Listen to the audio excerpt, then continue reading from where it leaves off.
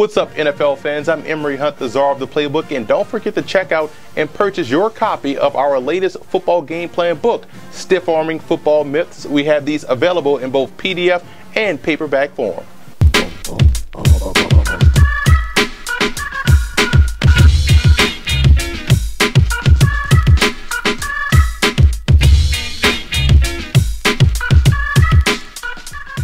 Welcome to footballgameplan.com, where football makes sense. I'm Emory Hunt, the czar of the playbook, bring you my 2015 NFL Draft Prospect Rankings video. We're taking a look at the defensive end position. We're going to look at my top 10, some small school prospects, as well as some sleepers that you want to keep an eye on.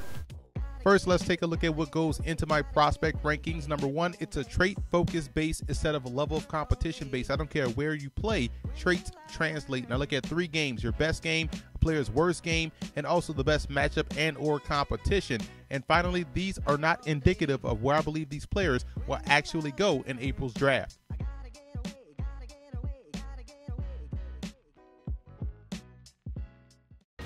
Randy Gregory out of Nebraska is my number 1 rated 4-3 defensive end prospect in this draft class. He's a junior prospect entering the draft, and here's a guy that's technically sound. He can anchor, set the edge versus the run. He extends well to control the offensive lineman and has very good closing speed to the quarterback. But at times, he tends to play high, and when he plays high, everything else suffers technique-wise. But overall, this is a very clean prospect, one of the cleanest prospects, I believe, in the NFL draft on the defensive side of the football, and plays a lot like Jared Allen of the Chicago Bears.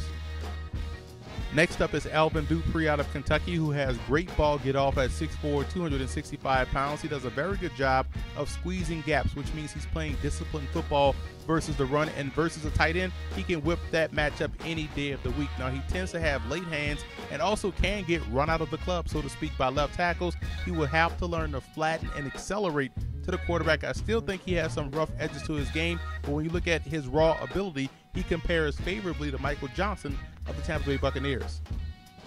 I'm a big fan of Deion Barnes out of Penn State, 6'4", 260. I like him as a 4-3 defensive end because I do believe he can play the run very well. He has very good ball get off. He has active hands and shows good form tackling skills. And I also like the way he closes to the quarterback. Now, he's not a great pass rusher. I compare his game to Justin Tuck.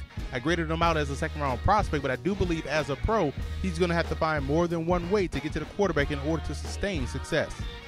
Mike Riley out of William & Mary shows very good point of attack strength and could easily excel as a 5-tech or a 4-eye in certain situations and definitely hold his own. He's more of a power rusher than a speed rusher, and the way he's able to extend and drive versus an offensive tackle tells me he'd be an ideal right defensive end at the next level. Now, I like how his hands stay inside and are quick and efficient. He plays with great leverage, but he must develop a counter move to his repertoire, and at times you also notice that he'll tip off the offensive tackle of his intentions by getting in a 4-point stance when he's coming with a speed rush. Now, obviously, he'll have to become better at disguising those intentions pre-snap, but overall, this is a high-level player, and I came away fully impressed with this game.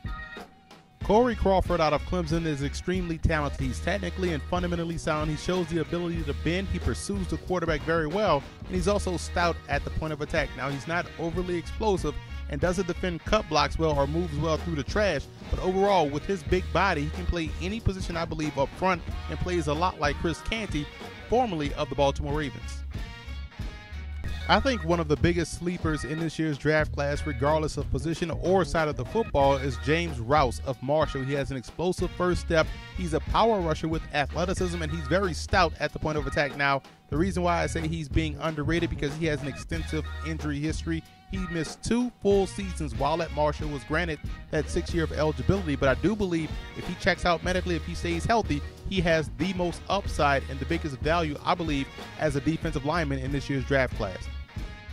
Preston Smith out of Mississippi State is able to consistently beat the down block. He's relentless as far as getting to the quarterback. He has very strong hands, and I do believe he has the talent to play the 5-tech, 4-eye, or even a nose tackle in a NASCAR package, but he plays too high, which causes him to lose leverage, and I also believe that power rushing skill that he has makes him a one-dimensional rusher. He has to develop different moves in order to get to the quarterback or beat blocks, but overall, I've graded him out as a 3rd-round prospect and compare his game to Tyrone Crawford of the Dallas Cowboys.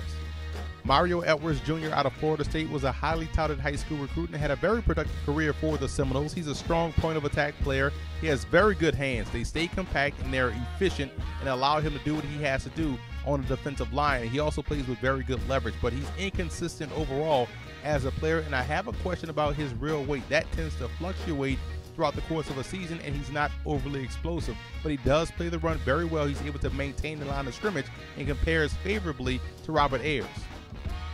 Keep an eye on Will Schwartz out of Saginaw Valley State, whose game I compare to Brian Roberson. Here's a guy that does a great job at bending the edge. He shows good athleticism to play over tackles on either side or over tight ends. He also has great leverage when he plays consistently, but he can be a little bit over-aggressive and he has inconsistent hand usage. He's going to have to bring his hands a little bit more in order to get off blocks. Otherwise, he's going to find himself only being used situationally. Zadarius Smith out of Kentucky had a very good week of practice at the East-West Shrine game. So good, he got the call up to the Senior Bowl and had a solid week there as well. He has very good read and recognition skills. He's versatile as a pass rusher. He's also solid in setting the edge, and he also is able to flatline and accelerate to the ball carrier. Now, the one thing he has to improve on, he's going to have to play faster as a pro, and he can struggle to disengage from blockers. Those are two things I think he has to improve on as he moves forward.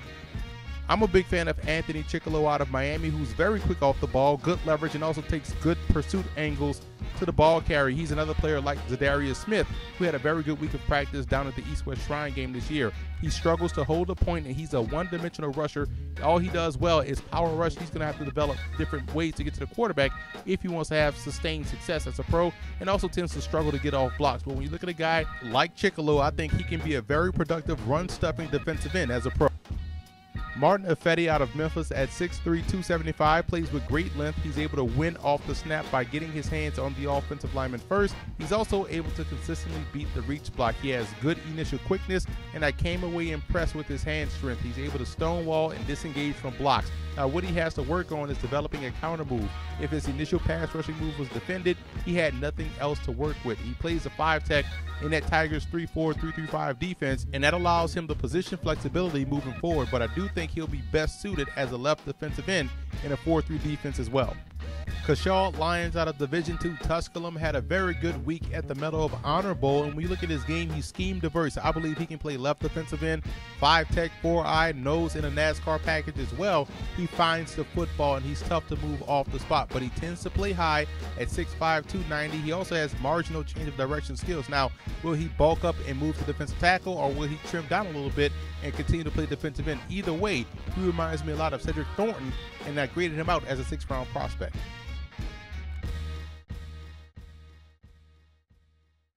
Ryan Russell out of Purdue is a guy that compares favorably to Willie Young and what he brings to the table as a football player. He's a good athlete that's comfortable in space. He plays with great length, and I think he can play 3 positions: your traditional defensive end, your 7-tech, an edge rusher in a 3-4, or even play the 4-eye spot. Now, he's not functionally strong. He's going to have to transfer that weight room strength to the field if he wants to have a lot of success as a pro. B.J. Larson comes from a very good defensive program at Utah State. He shows great closing speed to the quarterback. He's your base defensive end with good point of attack strength. Now, he's marginal athletically, and he also struggles to bend with consistency. But overall, I like his game. I think he'll do fine as a rotational player at the next level. Henry Anderson out of Stanford has a big frame that's very tough to move off the spot. He shows great initial punch and also plays with great power at the point. Now, he can dip that shoulder and get pressure or get penetration on the inside versus the run. Now, he's stiff athletically, and at times he struggles to use his legs, which causes him to give up leverage, and he also has marginal quickness. If I have to compare his game to both size and style, I look at Brent Urban that plays for the Baltimore Ravens. Cedric Reed out of Texas compares favorably to Coney Ely that plays for the Carolina Panthers. He knows how to play with leverage. He stays gap sound, and he's very good versus the run. I think he's probably one of the better run defenders in this year's draft class. Now, he's not quick or sudden, and he also struggles to counter once he's engaged. But I do believe he has some value as a 2-down run-stuffing defensive end. Corey Morrissey out of Iowa State is a guy that projects as a right defensive end at the next level. He's able to counter effectively and could function very well over the tight end. He struggles to set the edge in the running game and is not overly stout at the point of attack, but I do believe he has value as a situational pass rusher as a pro. Rounding out my top defensive end prospects in this year's draft class is Ray Drew out of Georgia, who's quick off the football, and that could even be an understatement. He's very fast off the snap. He can definitely push the pocket, and at times is very disruptive. Now, he doesn't use his hands well to get off blocks and isn't powerful or stout at the point and tends to lose leverage. Those are things he'll have to work on as he moves forward. Now let's recap my 2014 NFL Draft prospect rankings for your standard 4-3 defensive ends. These are color-coded by round grade, with red being first round, and there's only one first-round graded prospect, and that's Randy Gregory out of Nebraska. But overall, some very good defensive end prospects, traditional defensive ends in this year's draft class. Now stay tuned for my edge rushers video as we take a look at guys that can transition to play 3-4 outside linebacker or stay as defensive ends in a 4-3 situationally and be tremendous pass rushers.